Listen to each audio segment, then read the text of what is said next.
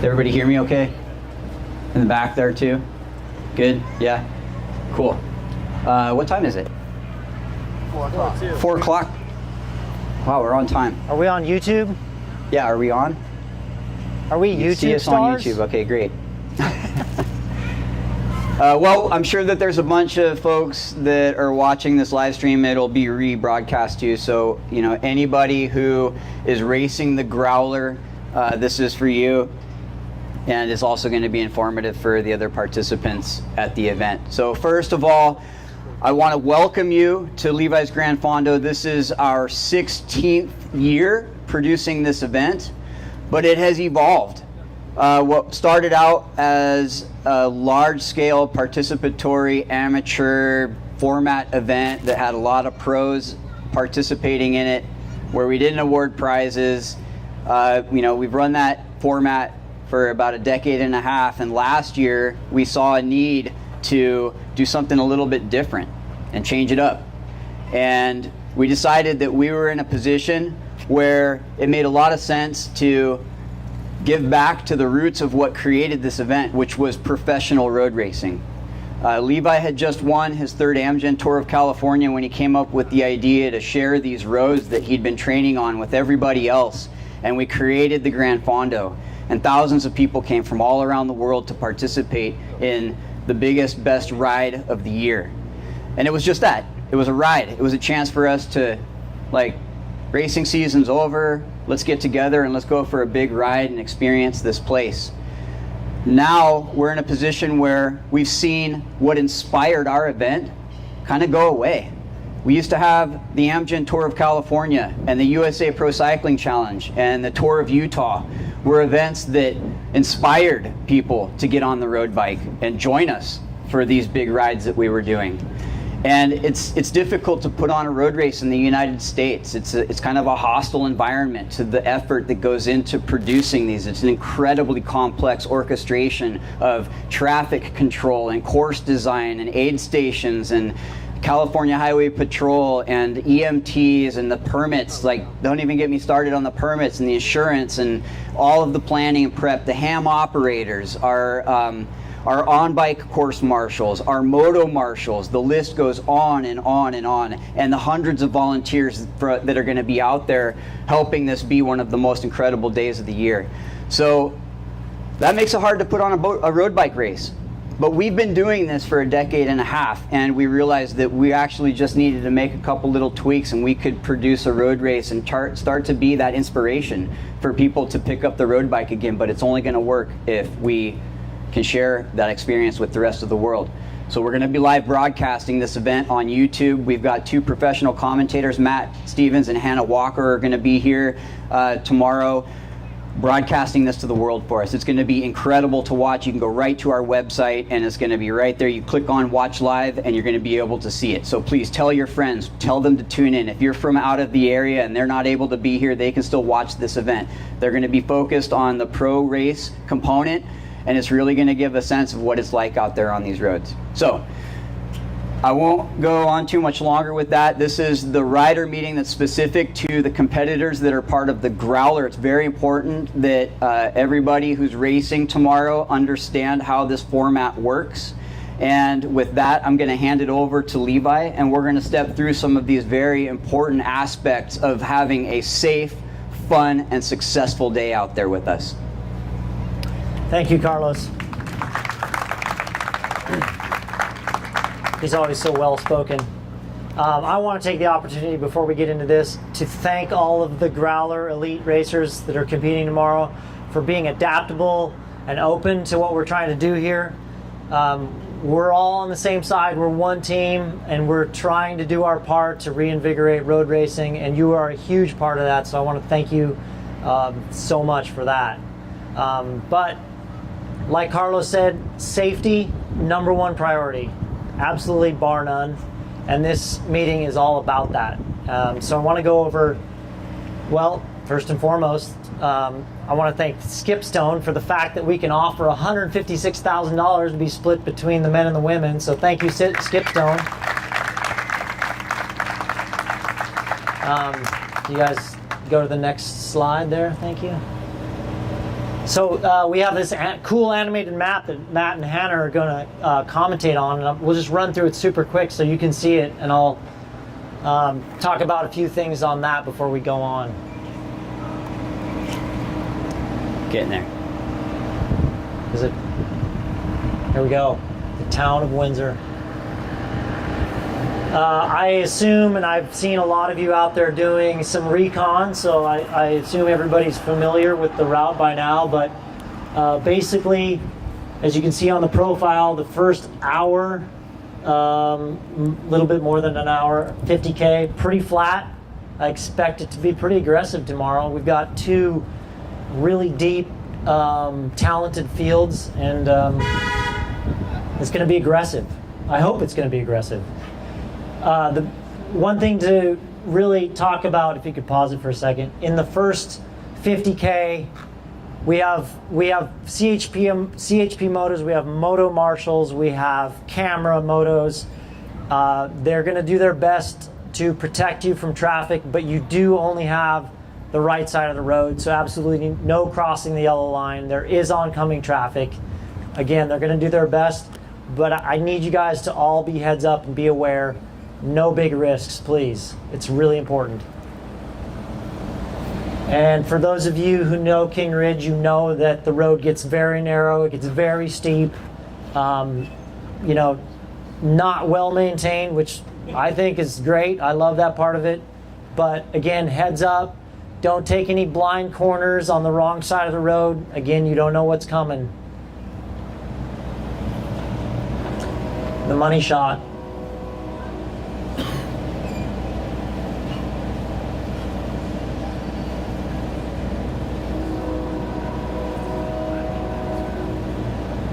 Don't get beat by that cow. He's really fast. Don't get hit by him either. Yeah, so we can, you know, I don't know if there's much more to say after that other than it's stupid hard. So get ready. I think we can go to the next slide. So these are our arrows that you'll be following. You're either following the red Growler arrow or the all routes arrow. Those are the two course markings that you're looking for all day. It's very important. I need everybody, even if you've read it once, please go and read the rider guide again. There's a lot of rules in there. We're doing our best to keep it clear. Because of this format that we have, we had to sort of like customize the rules, and it's really important that you read them, so please go over that again. Yeah, I think we can go to the next slide.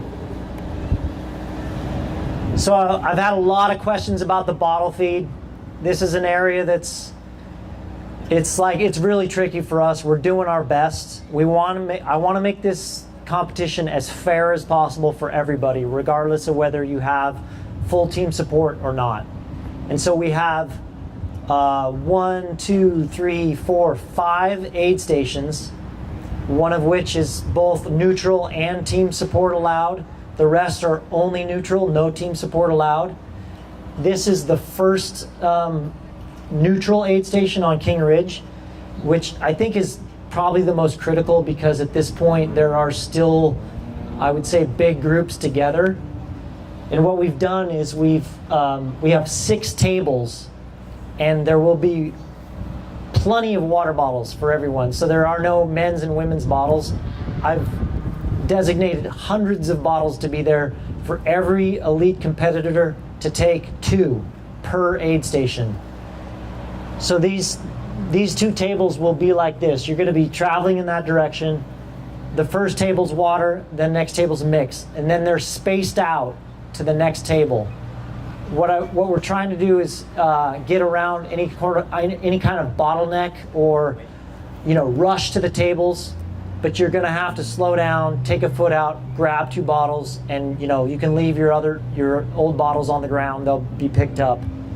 The next slide will show exactly how far apart they are.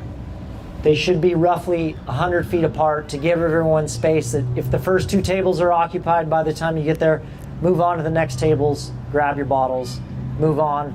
I would like to throw out, if you're in a group, you know, it's a good time to be respectful of your competitors and not try to like grab bottles and take off. Like, keep your group together.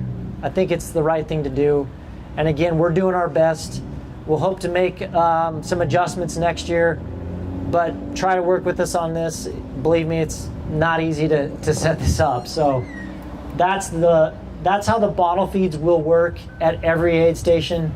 I just wanted to show King Ridge because, again, I think that's where the race will still be somewhat together and could be more of an issue at that aid station. This is the aid station at Lake Sonoma where we are allowing personal support. And again, this is all on the website. I urge you to go read the rider guide, the rules, and look at all these graphics so that your personal support knows where to stage. We actually have a trash zone. I don't think it's on there. Oh yeah, we do. So this is where they'll be set up, and like I said, there's a trash zone. You can dump your bottles, you can dump your trash. Please dump it in the zone so that our volunteers can go pick it up. Our goal is to get you through there as quickly as possible, keep the race fair, keep it aggressive, keep it dynamic. That's, you know, what I believe is going to make this race great. So Make sure personal support should be there to help before they leave. yeah, and if you do have personal support at this zone, it would be really great if they could help clean up and make sure that whatever they've set up is fully taken away and left better than you found it. So what do we have next? Okay, so this is really important, and if you guys have not ridden the last, is it 5 miles, 3 miles? 3, I think. 4 miles that we're talking about through Windsor, I really urge you to go ride this. So what we're looking at here is when you come off of Pleasant, which is basically like the last rural road that you'll be racing, you're going to turn right onto Old Redwood Highway, and now you're back in Windsor. It's there's a lot of traffic, and what's going to happen is you're going to see that the right lane is going to be coned off, and that's for you guys only. Traffic will be directed to the left, and about half an hour before the lead men get to this point, we're going to direct all the other routes and riders from the fondo. They're going to go straight because we want to clear the last couple miles for the racers. So it's extremely safe because if you're in a group, it's going to get aggressive. You're setting up for the sprint. You're sprinting. We don't want you coming up on slower riders at like a really big difference of speed. So you should have clear road for the last 3 miles. They're going to go straight. You guys are going right. So again, super important to remember this because you're going to get there. There's going to be signs. I need you guys to know red is right. That's where I'm racing. Everybody else is going straight. I don't want you guys getting confused and going straight. This is just a close-up look. These are what the signs are going to look like. Growler only to the right. All other routes yellow to go straight. Again, please go recon the last few miles. This is in the last kilometer. You're going to go through 2 roundabouts. The first roundabout here on the left, you're going basically straight through. You don't take the first exit, you take the second. The second one, which is right here, I mean, this is really close to the finish. The finish line is going to be about where that stop sign is, maybe a tiny bit afterwards. And that is 100 meters to go, and it's the first exit to the right. Super important that you recon this, because if you come here in a group, let's see, even 5 riders, you got to know that turn. So I think that's it. You know, I don't know if there's any questions, but maybe if there's 1 or 2 questions I can answer. Yeah, we've got a little bit of time, a few minutes for that, and we'll answer some questions. I just wanted to make a point of a couple things that we mentioned in the earlier slide, the rules. If you have personal support out at Lake Sonoma, you know, we have a handful of volunteers that are going to be managing that area. You're going to be required to set up in a specific zone.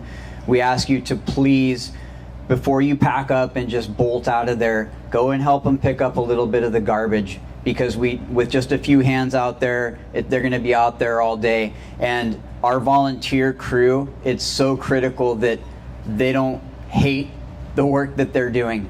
And it gets kind of crappy when you're sitting out there for an extra hour and a half picking up trash. It'll happen really quick if everybody you run, grab a trash bag, grab a little bit of trash, and it's going to make that personal support zone better and better every year.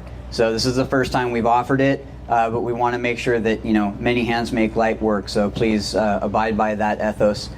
Also, as a Growler competitor, when you guys start coming into the Cloverdale aid station, thereabouts or shortly after, you're going to start catching riders that are much, much slower than you. You won't have that problem until that point. And we need you to understand that this mixture of professional racing and amateur participants creates a scenario where you're going to be coming up on much slower riders who are here, who are the core of this event, the thousands of people participating to enjoy this event with us and make possible the race component. So please be cautious of them. And there's a race component, but there will be other riders riding slower than you. Pay attention and pass them safely. Don't take risks going around people and cause a crash or an incident. There's no reason for it. There's plenty of room to get around people. Make your moves safely. The final point that I want to make is on your descent from geysers. The road gets very rough in a couple of spots. There is one area in particular where the road on the right lane is completely gone, and you have to come over into the right-hand lane of traffic. You're actually traveling at a fairly high speed at that point, and you don't want to go into that hole. It's just an abrupt drop, okay? You'll see it, and there will be signs ahead of time warning you of the hazard, but you guys got to be really careful. Geysers Road is not a road that's very well maintained. You might think things are rough on King Ridge. Once you hit Geysers, it's a completely different ball game. It's rugged, there's gravel patches. They've been doing a lot of work out there building a new bridge. Trucks have been going up and down that road, and it's right next to the world's largest geothermal center, which happens to cause a lot of earthquakes.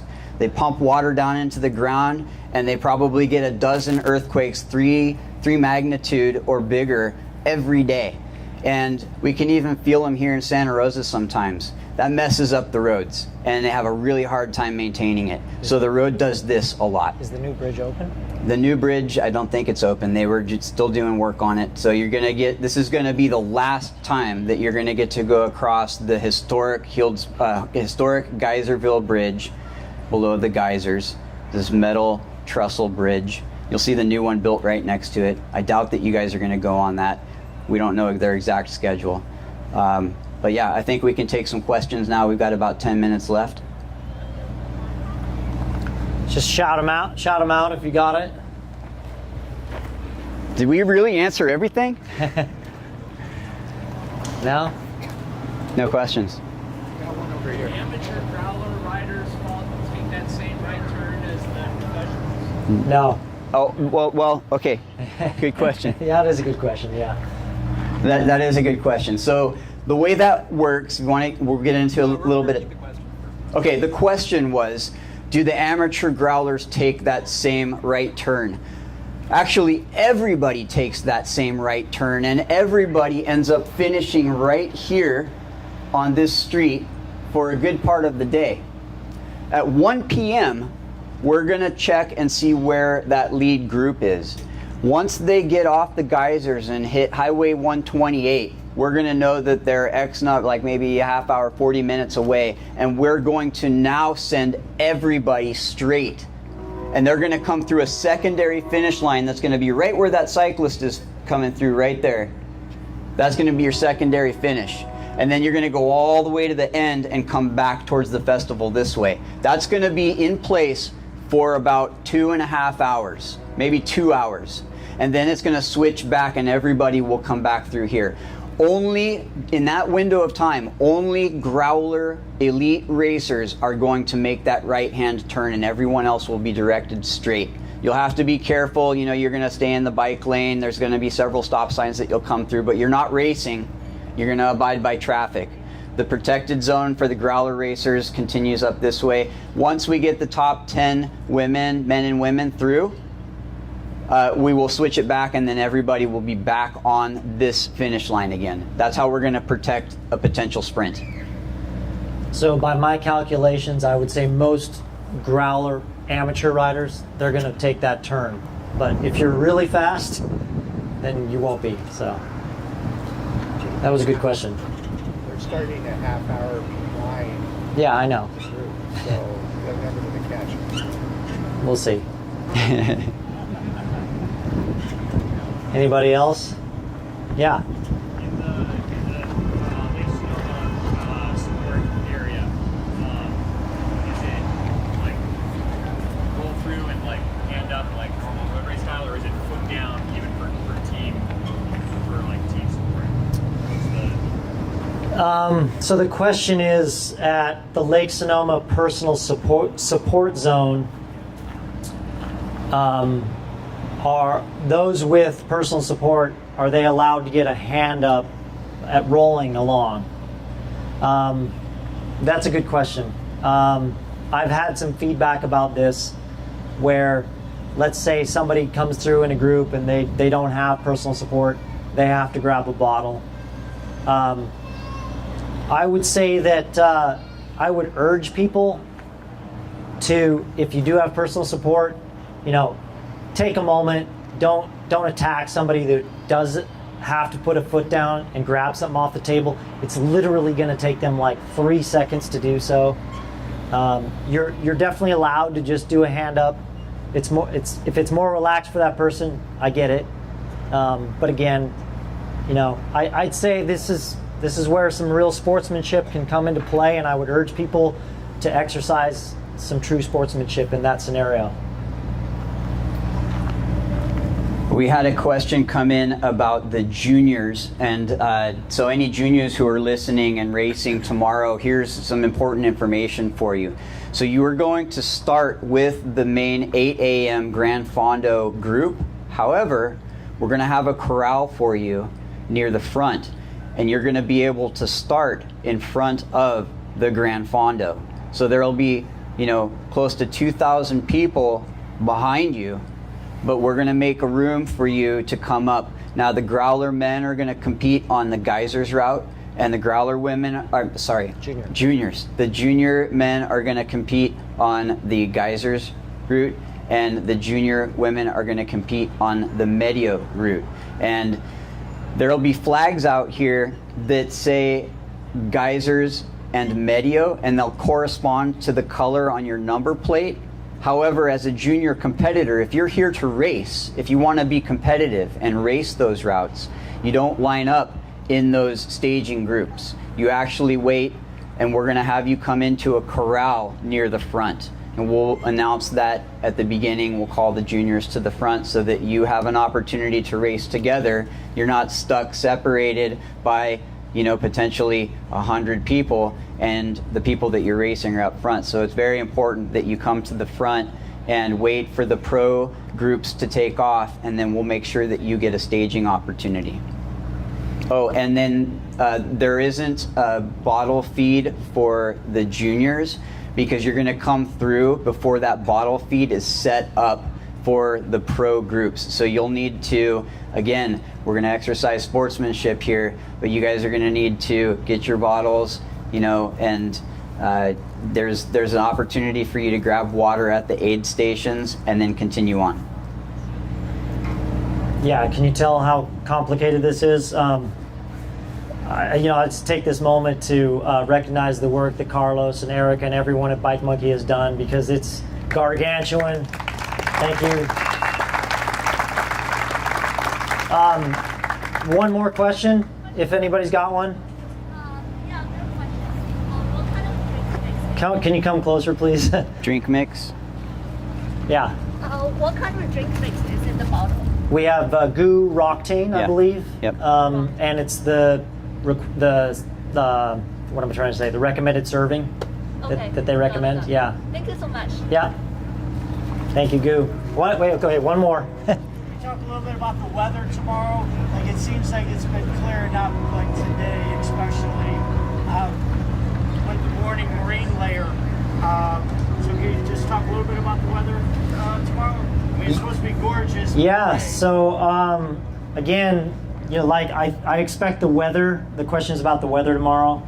It should be like we've seen the last few days where we see the marine layer in the morning. It should burn off.